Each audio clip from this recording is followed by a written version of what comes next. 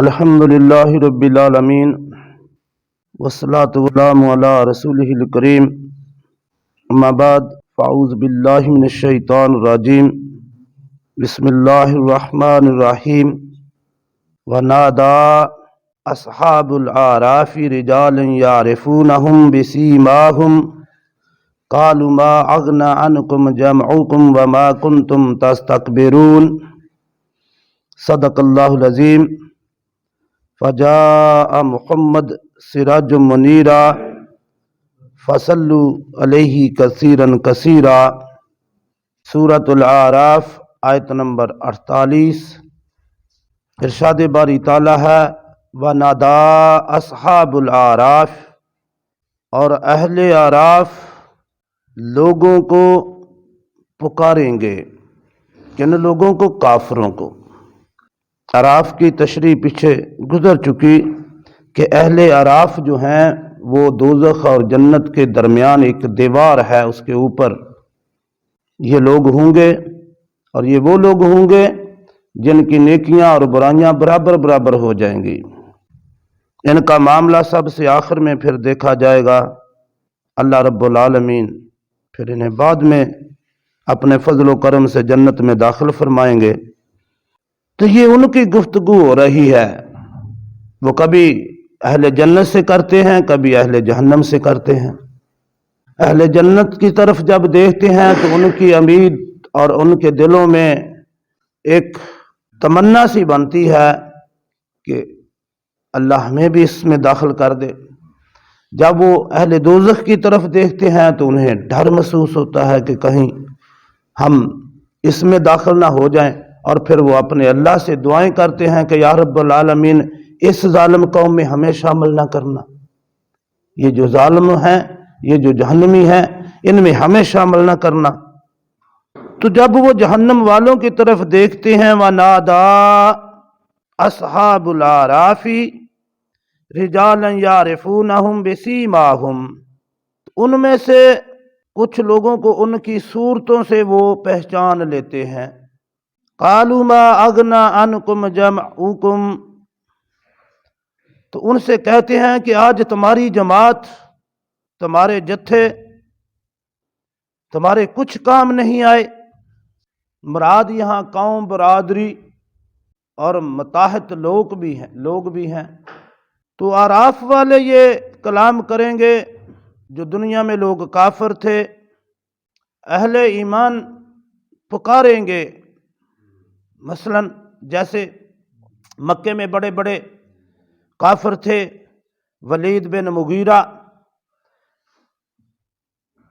اسے پکارا جائے گا اے ولید بن مغیرہ، آج کہاں گئی تیری جماعت، کہاں گئی تیری برادری، کہاں گیا تیرا کنبہ، آج تجھے بچا نہیں سکا۔ او ابو جہل، اے فلاں اے فلاں، ایک ایک کا نام لے کر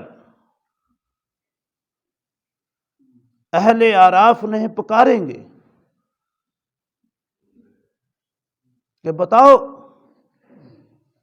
کہاں ہیں وہ تمہارے مددگار، کہاں ہیں وہ تمہارے خدا، کہاں ہے تمہاری برادری، کہاں ہے تمہارے چاچے بابے، آج تمہیں وہ بچا نہیں سکے۔ دنیا میں تو تم کہتے تھے ہم بڑی برادری والے، بڑے نام والے، ہمارے پاس بڑی بڑی فوجیں ہیں، کہاں گئے وہ؟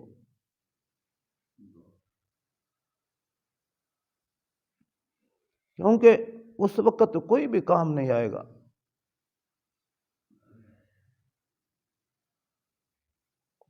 کوئی بھی۔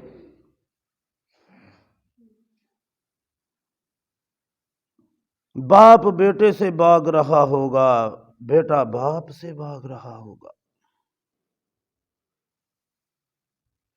نفسا نفسی کا عجیب عالم ہوگا، ہر کسی کو اپنی اپنی فکر لگی ہوگی۔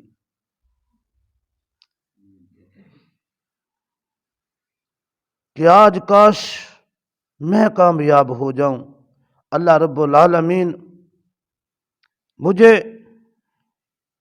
کامیابی کا پروانہ دے دیں۔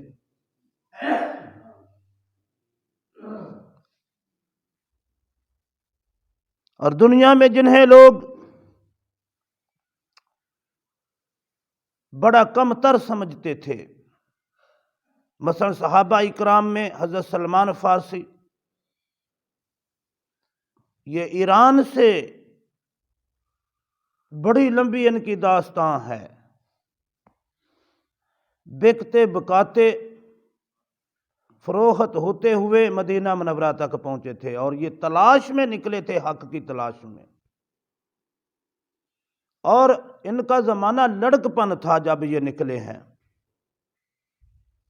اور جب مدینہ منورہ میں نبی اکرم صلی اللہ علیہ وآلہ وسلم آئے ہیں، ان کی عمر تقریباً 80 سال ہو چکی تھی، اور یہ غلامی کی زندگی بسر کر رہے تھے۔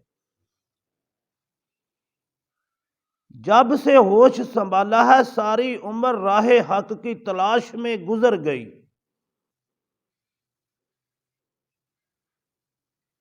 ساری جوانی، ساری زور کی جو قوت والی زندگی تھی وہ گزر گئی لوگوں کی غلامی کرتے ہوئے۔ کسی نے بتا دیا تھا کہ یہ وہ علاقہ ہے جہاں نبی آخر الزمان صلی اللہ علیہ وسلم ہجرت کر کے آئیں گے، اور وہیں انہوں نے ڈیرا لگا لیا تھا۔ اور لوگ انہیں کہتے تھے دنیا میں کہ تمہیں کیا ملا ہے؟ پھر انہیں بعد میں آزاد بھی کرایا گیا، اور نبی اکرم صلی اللہ علیہ وسلم نے فرمایا سلمان من اہل بیتی، یہ سلمان فارسی میرے اہل بیت میں سے ہے، اور یہ واحد بندہ تھا جسے جس وقت چاہے یہ نبی اکرم صلی اللہ علیہ وسلم کے گھر جا سکتے تھے، رات کو دن کو، انہیں عام اجازت تھی۔ صحابہ اکرام کو جب کوئی کام ہوتا تو وہ انہی کو بھیجتے تھے۔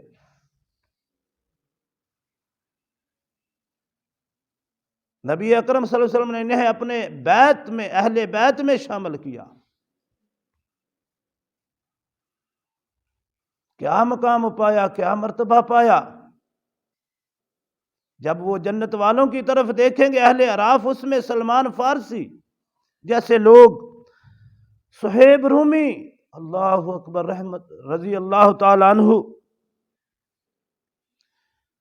ان کی بھی داستان بڑی عجیب و غریب ہے۔ اسلام کی خاطر انہوں نے بڑی ماریں کھائیں اور بڑا ظلم و ستم سہا۔ پھر بلال حبشی، حضرت خباب، حضرت یاسر، آل یاسر، یہ تمام لوگ جنہیں لوگ کم تر سمجھتے تھے اور جن کے اوپر مصیبتوں اور پریشانیوں کے پہاڑ ڈھا دیے گئے، اللہ اکبر، وہ جنت میں ہوں گے۔ وہ دنیا کی تھوڑی سی زندگی گزار کے مصیبتیں پریشانیاں جھیل کے راہ حق پر چل کے جنت میں داخل ہو گئے۔ جب اہل اعراف جنت کی طرف دیکھیں گے تو اس میں بڑے بڑے غریب، اور نبی اکرم صلی اللہ علیہ وآلہ وسلم نے فرمایا میری امت کے غریب غریب لوگ پہلے جنت میں داخل ہوں گے، مالدار تو ابھی حساب کتاب میں پھنسے ہوں گے۔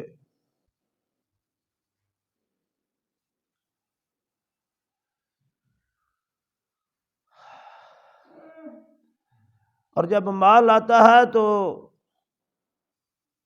یہ کئی مصیبتیں بھی ساتھ لاتا ہے، بندہ برائی کی طرف جلدی مائل ہو جاتا ہے، اسباب ہوتے ہیں۔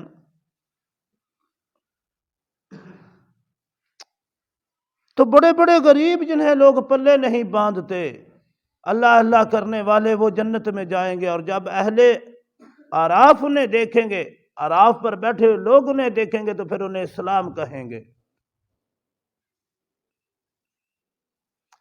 اور جہنم والوں میں بڑے بڑے نامور کافر جائیں گے، لوگ انہیں پہچان رہے ہوں گے۔ جیسے آج کل یہ میڈیا اور پکچر کا زمانہ آ گیا ہے، تو بڑے بڑے جو کافر، بڑے بڑے حکمران بھی ہیں، لوگ انہیں پہچانتے ہیں ان کی تصویروں سے۔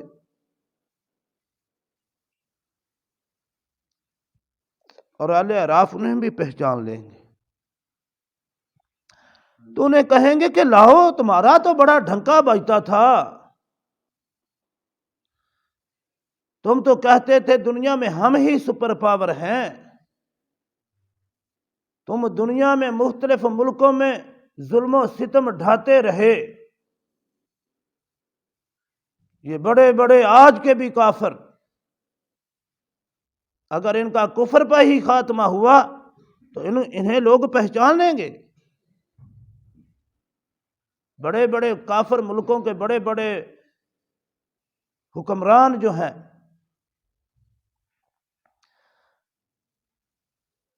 تو اللہ نے فرمایا رجالا یعرفونہم بسیماہم، ان کے چہروں سے ان کی صورتوں سے انہیں پہچان لیں گے۔ قالوا ما اغنی عنکم جمعکم، تمہارا اتنا بڑا ملک، اتنی بڑی فوج، اتنی بڑی قوت طاقت آج کسی کام نہیں آئی۔ مثلا کوئی امریکی صدر دیکھ، اکثر اس کی تصویریں اکثر لوگ دیکھتے ہیں، تو انہیں پہچان لیں گے، اہل اعراف انہیں پہچانیں گے اور کہیں گے کہ تمہارا تو بڑا ڈھنکا بجتا تھا، تمہاری فوجیں تو ہر ملک میں گھس جاتی تھیں اور نہ حق قتل کرتی تھی، نہ حق قبضہ کرتی تھی، نہ حق مال سمیٹتی تھی، آج کہاں گئی ہے وہ؟ آج تو ہمارے کچھ کام نہیں آئی۔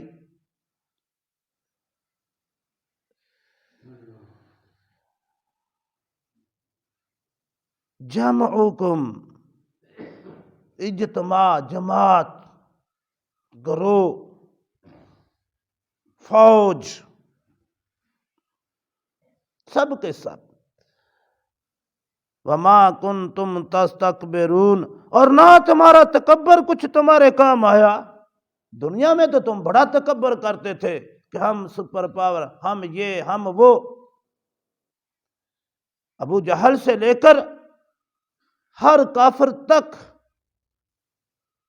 کے ذہن میں تکبر بھرا ہوتا ہے، اور تکبر یہ شیطان کی صفت ہے، بندہ مومن کی صفت عاجزی و انکساری ہے۔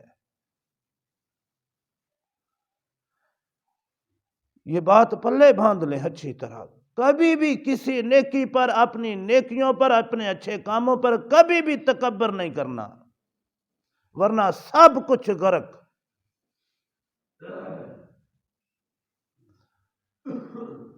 بندہ مومن عاجزی میں ہوتا ہے، عاجزی میں، اور آپ صلی اللہ علیہ وسلم نے ہمیں یہی طریقہ بتایا ہے کہ تم نے نماز پڑھی، یہ بڑا ہی اچھا کام ہے، لیکن نماز پڑھنے کے بعد پھر کہو اللہ اکبر استغفر اللہ، اللہ تو بڑا ہے، میری کوئی حیثیت نہیں۔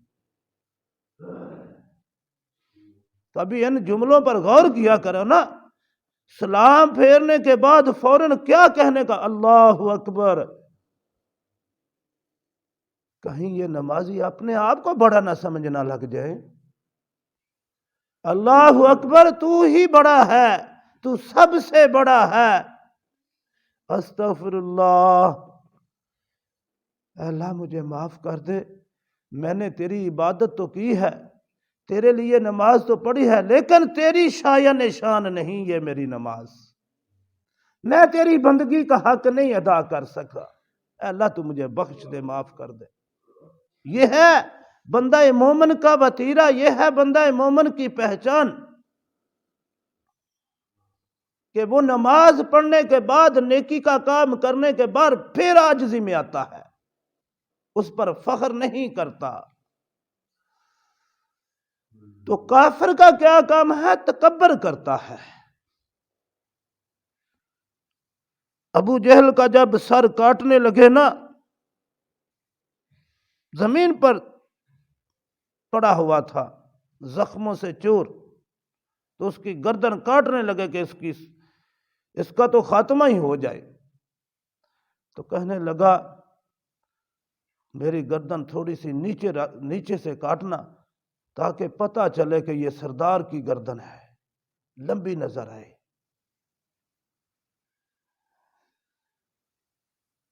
آخری وقت تک تکبر نہیں گیا۔ تو اہل اعراف ان سے کہیں گے ما کنتم تستکبرون، جو تم تکبر کرتے تھے تمہارا تکبر بھی تمہیں کچھ کام نہیں آیا۔ تمہاری جماعت، تمہارا ٹولہ، تمہارے حواری، تمہارا تکبر، فخر، اور تکبر سے مراد یہاں مال و زر بھی ہے کہ دنیا میں بڑا مال و زر، بڑا تکبر، بندے کے پاس 4 کوڑیاں آ جائے نا تو بڑا فخر کرتا ہے، بڑا تکبر کرتا ہے۔ ارے بھائی یہ تکبر کرنے والی بات نہیں، یہ تو حساب لمبا ہو رہا ہے، یہ تو حشر میں پتہ چلے گا نا، جب جتنا ملا ہے اس سارے کا حساب دینا پڑے گا، اور لوگ جنت میں داخل بھی ہو چکے ہوں گے۔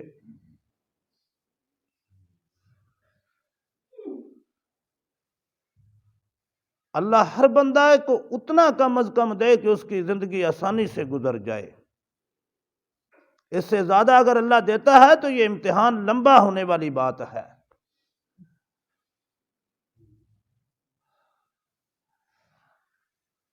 اگر اللہ کسی کو مال دے تو وہ اسلام کے مطابق ہی چلے، اسلام کے مطابق ہی اسے خرچ کرے، تو اس کے لیے اس کا مال بھی فائدہ دے گا۔ اس کا یہ مطلب نہیں ہے کہ غریب و غربا ہی جو ہوتے ہیں وہی مومن ہوتے ہیں۔ بڑے بڑے مالدار بھی ہوئے، حضرت عثمان غنی جیسے لوگ بھی ہوئے جنہیں عثمان غنی کہا جاتا تھا۔ غنی کا مطلب ہی ہوتا ہے مالدار۔ لیکن انہوں نے اپنی ساری دولت اسلام کے لیے وقف کر لی۔ تو بہرحال اہل اعراف کا تذکرہ چل رہا ہے کہ اہل اعراف، کیونکہ سورت کا نام ہی سورۃ الاعراف ہے، تو اصحاب اعراف کا تذکرہ بڑی تفصیل سے اس میں بیان ہوا ہے کہ یہ کون لوگ ہوں گے، کیسے ہوں گے، اور ان کا معاملہ کیسے اللہ رب العالمین طے کریں گے۔ اللہ رب العالمین سمجھ عطا فرمائے۔ وما علینا الا البلاغ المبین۔